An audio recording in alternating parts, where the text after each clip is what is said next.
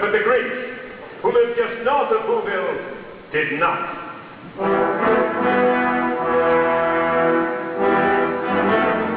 The Grinch hated Christmas, the whole Christmas season. Now please don't ask why. No one quite knows the reason. It could be perhaps that his shoes were too tight. It could be his head wasn't screwed on just right. But I think the most likely reason of all may have been that his heart was 2 sizes too small.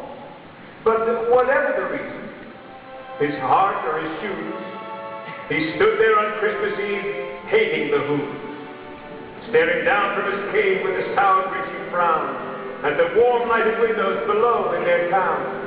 For he knew every Who down in Whoville beneath was busy now hanging a holly Who wreath. And they're hanging their stockings, he snarled with a sneer. Tomorrow is Christmas, it's practically here. Then he growled, with his Grinch fingers nervously drumming.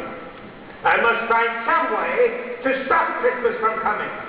For tomorrow, he knew. All the Who girls and boys would wake up bright and early, they'd rush for their toys, and then, oh the noise, oh the noise, noise, noise, noise, noise!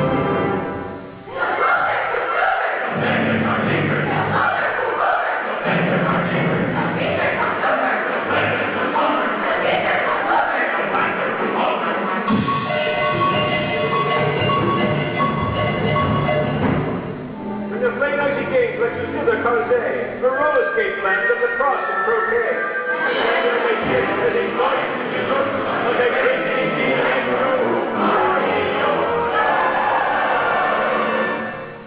And then, they do something he liked least of all.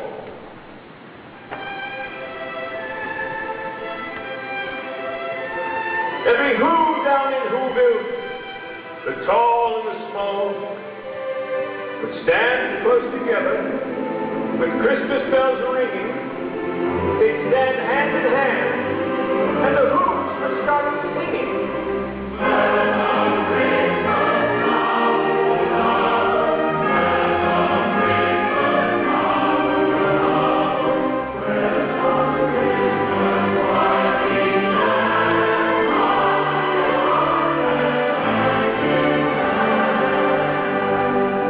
The more the Grinch thought of this Who Christmas sing, the more the Grinch thought, I must stop this whole thing. Why, for 53 years I've put up with it now. I must stop this Christmas from coming. But how? Then he got an idea, an awful idea. The Grinch got a wonderful, awful idea.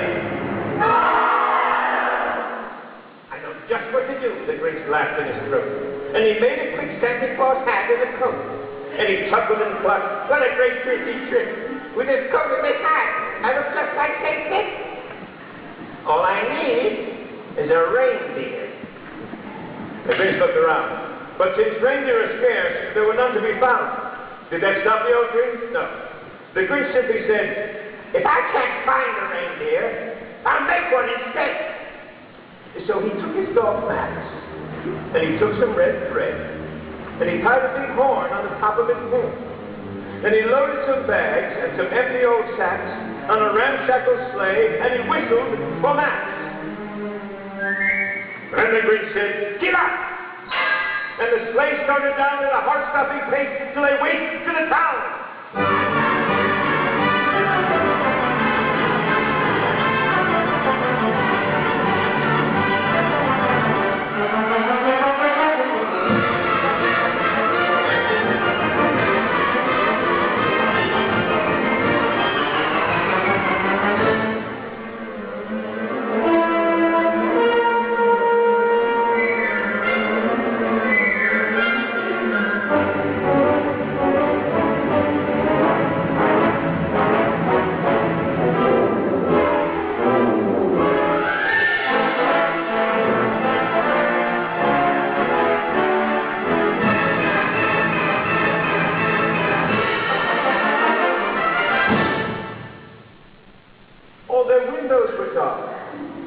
Quiet snow filled the air. All the whoos were all dreaming sweet dreams without care when he came to the first little house on the square. "This is stop number 1, the old Grinchy Claus hissed. And he climbed to the roof, empty bags in his fist. Then he slid down the chimney, a rather tight pinch. But if Santa could do it, then so could the Grinch.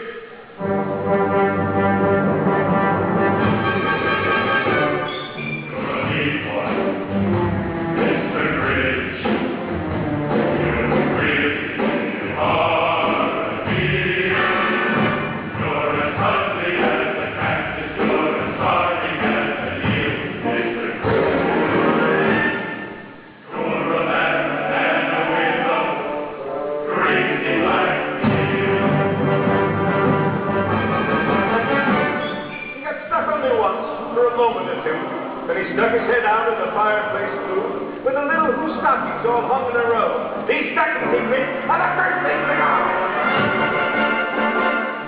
The monster is the Grinch. Your heart and behold. The rain is full of fire to the project.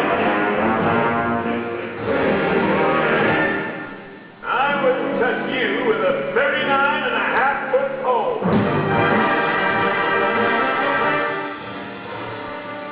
Then he slithered and slunk with a smile most unpleasant around the whole room, and he took every present: pop guns, pambookas, panchookas, and drums, checkerboards, whistledicks, popcorn, and plums. And he stuffed them in bags. And the Grinch very nimbly stuffed all of the bags one by one up in chimney. And he slunk to the icebox. He took the who's feast. He took the who pudding. He took the roast beef. He cleaned out that icebox as quick as a flash. Why, that Grinch even took their last can of who hash. Then he stuffed all the food up the chimney with glee. Then knocked at the Grinch house stuck up the tree.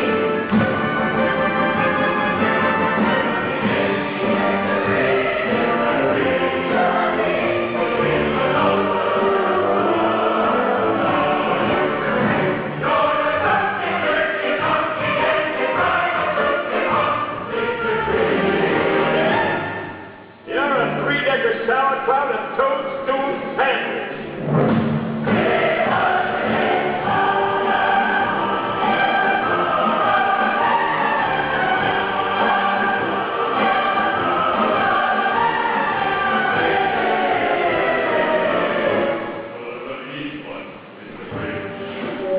The one speck of food that he left in the house was a crumb that was even too small for a mouse. And he did the same thing to the other who's houses, leaving crumbs much too small for the other who's mouses.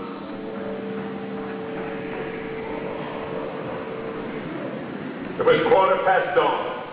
All the who's still abed, all the who's still a snooze, when he packed up his sled, packed it up with their presents, the ribbons, the wrappings, the snoop and the fandles, the tringlers, the trappings. 3,000 feet up the side of Mount Crumpet, he rode with his load to the tip-top to Dublin.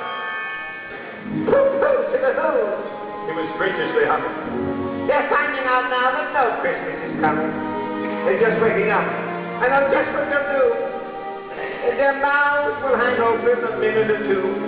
Then the who's down in Whoville will all cry. Boo-hoo!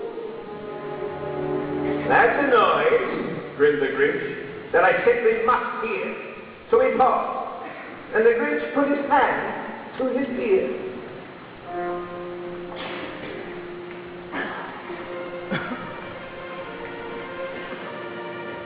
He did hear a sound rising over the snow. It started in low, and it started to grow.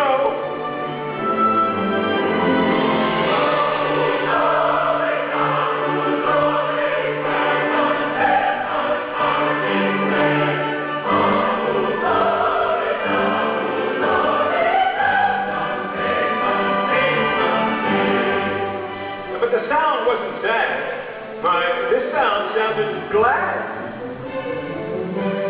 Every who down in Whoville, the tall and the small, was singing. presents at all.